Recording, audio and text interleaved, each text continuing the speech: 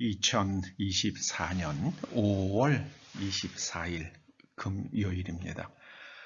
오늘 로마서 강해 36번째 꼭지는 로마서 9장 19절에서 24절까지의 말씀입니다. 먼저 말씀을 함께 봉독하십니다.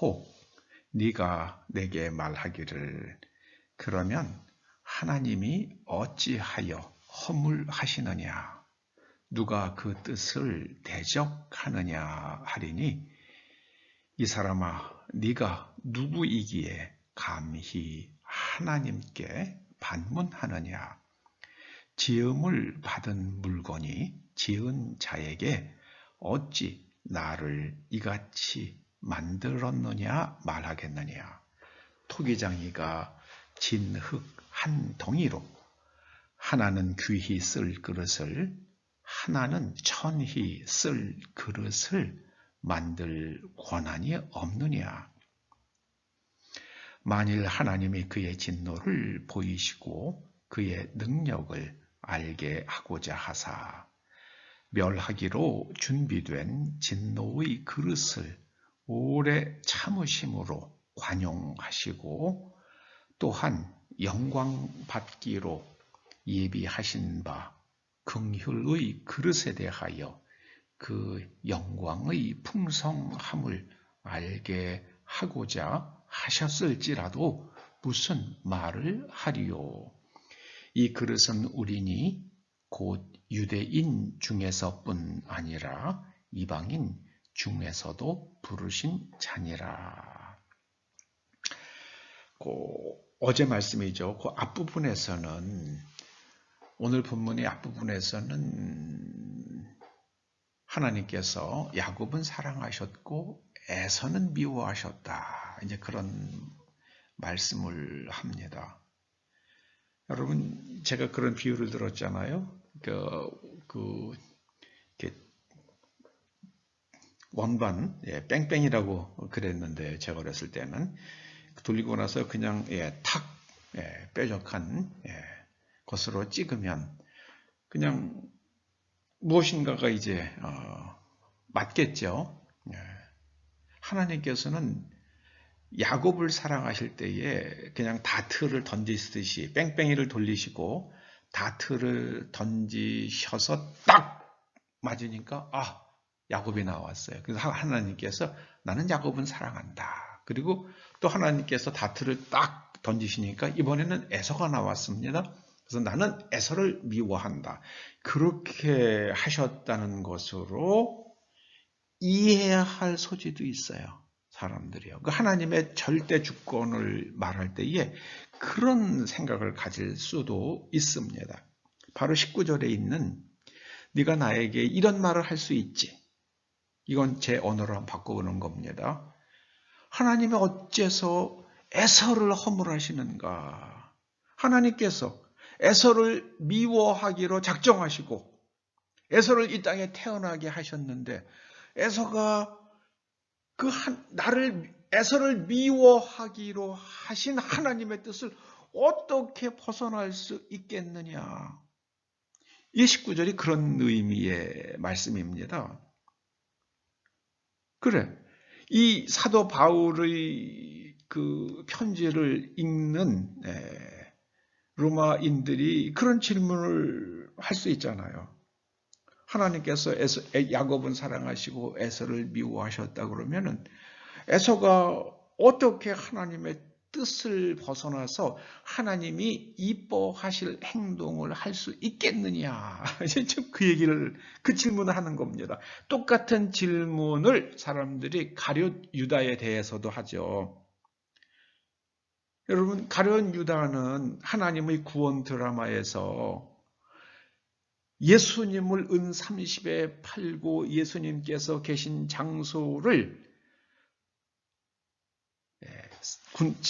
예수님을 체포하려는 사람들을 끌고 가서 예수님이 누구신지를 그 캄캄한 어둠 속에서 알려주는 그 일을, 그 역할을 했을 뿐이지 가룟 유다가 없으면 예수님께서 십자가에 못 박히시지도 않으셨을 것이고 인간의 구원은 없었으니 하나님께서 구원 드라마를 위해서 가룟 유다에게 악역을 맡기신 것뿐이지 가룟 유다가 지옥에 갈 수는 없는 것 아니냐 이렇게 말하는 사람들도 있거든요. 이게 지금 19절에 있는 말씀에 똑같은 관점이죠.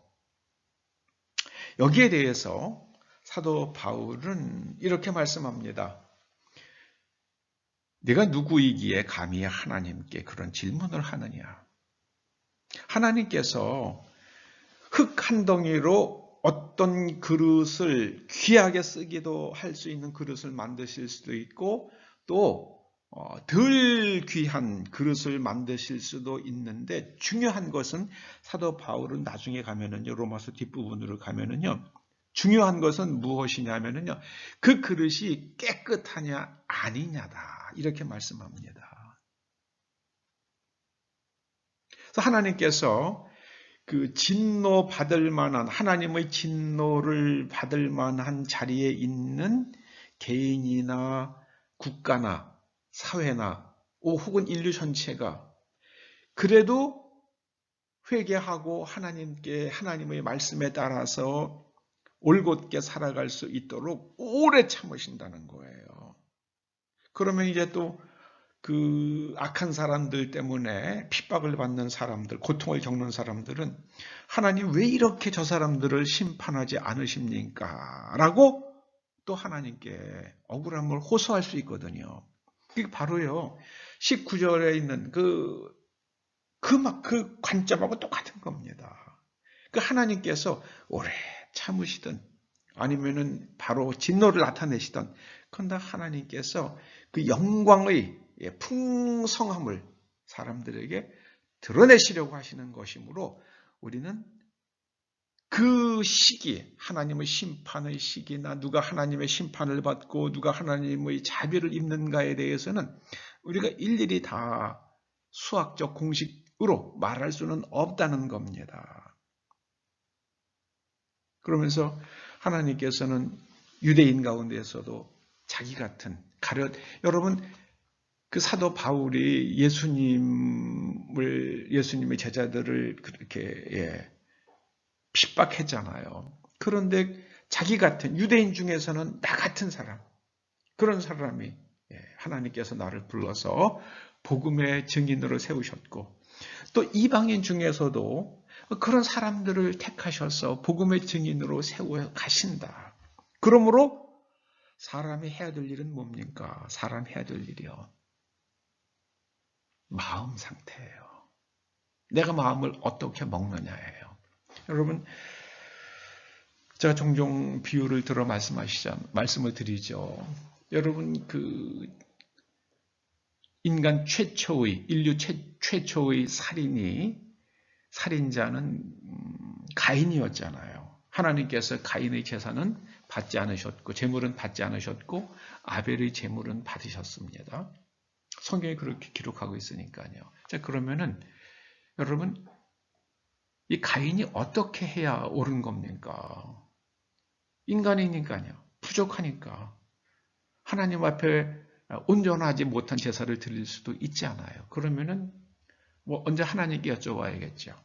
하나님, 제 제물을 받지 않으신 이유가 무엇인지 좀 가르쳐 주시면 제가 그 잘못된 것을 고치고 이번 하나님께서 기뻐 받으실 만한 그런 제사를 드리도록 하겠습니다. 저의 허물을 가르쳐 주십시오 하고 하나님께 간구드렸어야죠. 또 하나님께서 딱딱 이렇게 답변을 안 해주시면 이번에는 하나님께 연락된 제사를 드린 아벨에게 질문을 했어야죠. 아벨아, 네가 보기에는 왜 하나님께서 나의 제사를 받지 않으셨다고 생각하느냐? 나도 너처럼 하나님께서 기뻐하시는 제사를 드리고 내 제물이 하나님께 연락되기를 원한다. 그러면서 날 좀 가르쳐 다오. 이렇게 이야기해야 하잖아요.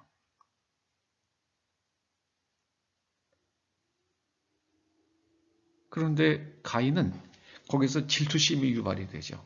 아벨로부터 배우려고 하는 대신에 아벨에 대해서 미움과 증오심을 갖고 아벨을 돌로 쳐 죽이잖아요. 이게 잘못된 마음의 상태죠. 아주 그릇된 마음의 상태죠. 여러분, 에서와 야곱을 한번 보시자고요. 야곱이 바단 아람으로 도망갈 때에 야곱의 나이가 77이었습니다. 그때도 에서도 77이었겠죠. 둘이 쌍둥이니까는요. 근데 그때까지 야곱은 장막에 거했어요. 하나님 신앙을 계속 붙들고 살아가는 사람이었어요. 하나님을 찾는 사람이었어요. 그 성경이 장막에 거였다고 표현한 것이 그겁니다. 그리고 그는 조용한 사람이라고 그랬는데 그 번역은 정말 아쉬워요. 그건 이슈탐이에요. 하나님께서 기대하시는 삶을 살아가는 사람이었어요. 야곱이요.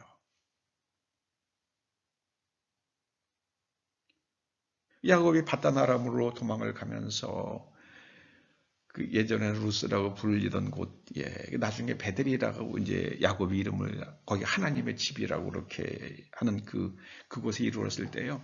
거기서 얼마나 급히 도망을 갔으면은 머리에 받치고 잘 것도 없으니까 돌을 베고 자잖아요. 그때 꿈속에서 하나님께서 꿈을 꾸는데요. 하나님의 천사가 오르락내리락 하는 꿈을 꾸잖아요. 그리고 나서 여기가 하나님의 집이다. 그렇게 얘기하잖아요. 그리고 그 돌에다가 돌을 하나 취해서 기름을 붓고요. 그리고 하나님께서 나를 안전하게 돌아올 수 있도록 지켜주시면 제가 11조를 드리겠습니다. 하나님을 잘 섬기겠습니다라고 그러니까 하나님 중심으로 그 땅을 바라보고요. 자기의 미래를 바라봅니다. 하나님의 관점으로 자신의 미래를 바라봐요. 그런데 에서는 어떻게 했습니까? 사냥하다가 돌아왔는데요. 야곱이 뭔가 음식을 만들고 있어요. 저는 그 대목이 참 의아하더라고요. 야곱은 이삭의 부자였잖아요. 근데 부잣집 아들이 음식을 만든다? 요즘에 요리하는 남자들 많잖아요. 그런 사람이었나? 근데 예전에는 문화가 그렇지 않잖아요. 남자들이 음식을 안 만들잖아요. 그런데 왜 야곱은 음식을 만들었을까? 전 그게 납득이 안 가더라고요. 그게 정말 납득이 안 갔어요. 야곱은 가난한 사람이 아니었거든요. 부잣집, 이삭이 부자잖아요. 그 부잣집 아들이었단 말이에요. 그것도 나이가 많은, 자기 재산도 있었을 거란 말이에요. 그런데 에서가 그 음식을 먹자고 그럴 때에 장자의 명분을 내놓으라고요? 그게 맞지가 않잖아요. 뭐 예를 들어서 양을 100마리 내놔라. 이거 먹으려고 그러면은 양을 100마리 내놓든지 뭐 이렇게 하면 얘기가 되는데 장자의 명분, 이거는 죽한 그릇과 장자의 명분은 이게 매칭이 안 되는 교환 조건이란 말이에요. 근데 에서가 장자의 명분, 그건 나한테 뭐 필요 있냐? 그럼 네 해라. 그리고 내가 먹겠다. 근데 어떻게 야곱이 그런 얘기를 했을까? 그래서 제가 그걸 한번 찾아봤어요. 그랬더니 어떤 영어 성경은 그 붉은 죽을 우리 성경은 뭐 팥죽이라고 번역을 해놓기도 해요. 근데 lentil stew라고 번역한 영어 성경도 있고 그렇더라고요. 근데 그것은 아버지가 할머니를 돌아가신 부모님을 생각하면서 그러니까 이제 그 죽을 만드는 사람한테는 할아버지 할머니겠죠. 그 부모님을 애도하면서 그렇게 슬퍼할 때에 아들이 손수 만들어서 아버지께 드려야 하는 그런 음식이었대요. 근데 그걸 누가 해냐면 그 음식을 만드는 사람은 반드시 장자였다고 그럽니다. 근데 지금 그날이 아마 그 이삭으로서는 아버지나 어머니의 기일이었는지요, 추도일이었는지, 하여튼 그렇게 음식을 에서가 안 만드니까 야곱이 할 수 없이 그 음식을 대신 만들고 있는데 에서가 사냥터에서 돌아와가지고 내가 그걸 먹겠다 그러는 거예요. 그거 내가 먹겠다. 그러니까는 야, 이 사람아, 네가 이걸 먹겠다고 말이 되냐? 네가 해야 될 일을 내가 지금 하고 있는데. 그럼 그때 에서가 어떻게 해야 됩니까? 먼저 야, 야곱아 고맙다. 내가 해야 될 일을 네가 대신했구나. 네가 나보다 낫다. 그러나 내가 장자니 어떡하냐? 내가 이걸 가지고 아버님께 갖다 드릴게. 그리고 그 대신에 네가 내 대신에 이 죽을 만들었으니까 내가 너한테 양 50마리 주마. 고맙다. 다음번에는 내가 반드시 이 죽을 아버지를 위한 이 음식을 내가 꼭 하마. 이렇게 해서야 맞는 거거든요. 그런데 야곱이 에서가 어떻게 합니까? 그래, 장자의 명분 있다는 게 뭐 필요 있어? 네 해. 그리고 나 이거 배고프니까 먹어야겠어. 그게 에서입니다. 그 하나님께서 눈에 보이지 않는 절대 가치를 그걸 갖다 헌신짝처럼 버리는 이 에서를 하나님께서 포기하시는 거죠. 예. 여러분, 그 로마서 9장 그 에서의 이야기, 하나님의 주권은요. 하나님의 뜻은 너는 누구랑 결혼하고 너는 변호사가 되고 너는 의사가 되고 그게 하나님의 뜻이 아닙니다. 누구든지 의사를 하든 변호사를 하든 정치인을 하든 하나님의 말씀에 어긋나지 않게 살아라 하는 게 하나님의 뜻입니다. 근데 우리는 하나님의 뜻이 뭔가 그러면은요, 제가 동쪽으로 가야 될까요? 서쪽으로 가야 될까요? 여러분, 하나님께서 아브라함에게 가나안 땅으로 가라고 말씀하시질 않으셨잖아요. 그런데 아브라함이 가나안으로 갔습니다. 왜요? 데라가 가려고 하던 곳이 가나안이거든요. 그러니까 데라가 가나안 땅으로 가려고 하던 동일한 이유 때문에 아브라함은 가나안 땅으로 갔습니다. 그런데 가나안 땅에 들어가면서 하나님의 이름을 불렀습니다. 곧 하나님의 관계 속에서, 하나님과의 관계 속에서 가나안 땅에 정착하기 시작을 합니다. 그래서 그곳이 약속의 땅이 되는 거예요. 내가 하나님의 뜻에 맞게 선생님 노릇을 하고 직장인 노릇을 하고 의사 노릇을 하고 변호사 노릇을 하고 정치인 노릇을 하면은 그것이 바로 나를 이 땅에 태어나서 그 직업을 가지고 살아가게 하신 하나님의 섭리가 되는 겁니다. 여러분, 하나님의 절대 주권과 인간의 자유의지, 이것을 깊이 생각하시기 바랍니다. 기도하시죠. 할렐루야, 주님 감사드립니다.